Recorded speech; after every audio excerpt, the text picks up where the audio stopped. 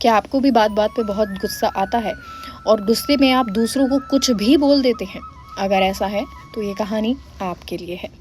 एक गांव में एक किसान रहता था और वो किसान बड़ा गुस्सैल था। जब भी किसी बात पे किसी से बात होती और गुस्सा आ जाता तो वो कुछ भी अपशब्द बोल देता था। अब वो खुद अपनी इस व्यवहार से बड़ा दुखी था कि आखिर बार बार किसी से बात करता, गुस्सा आता और कुछ बोल देता। तो वो एक दिन एक साधु के पास गया और साधु से मिलके उसने अपनी समस्या बताई कि उसे गुस्सा बहुत ज़्यादा आता है, तो वो क्या करे। साधु ने एक सुंदर सफ़ेद कपड़ा उसे दिया और कहा कि जब भी गुस्सा आए, वो कोई कड़वी बात बोले तो कपड़े में एक गांठ लगा दे। अब उस किसान ने ऐसा ही किया और जल्द ही कपड़े में बहुत सारी गांठें लग गई और उससे वो सिकुड़ गया।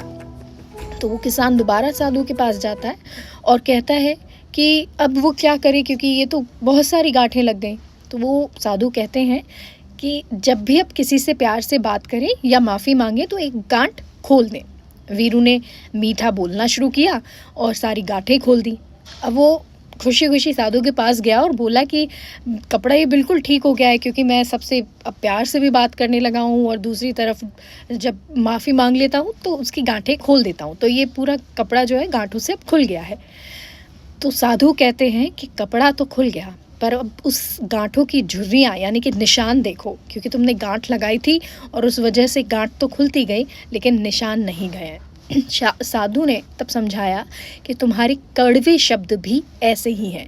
माफ़ी मांगने के बाद भी तुम्हारे शब्दों से बने घाव लोगों के दिलों पर अपनी छाप छोड़ देते हैं, तो जो कभी नहीं मिटते हैं। इसीलिए हमेशा सोच समझ कर बोलिए। और उस दिन से उस किसान ने भी अपने शब्दों पर नियंत्रण रखना सीख लिया और इसीलिए आप भी अपने शब्दों पर नियंत्रण रखिए और जब भी किसी को गंदा बोलें या गलत बात बोलें या गुस्सा करें तो ये कहानी ज़रूर सोच लीजिए।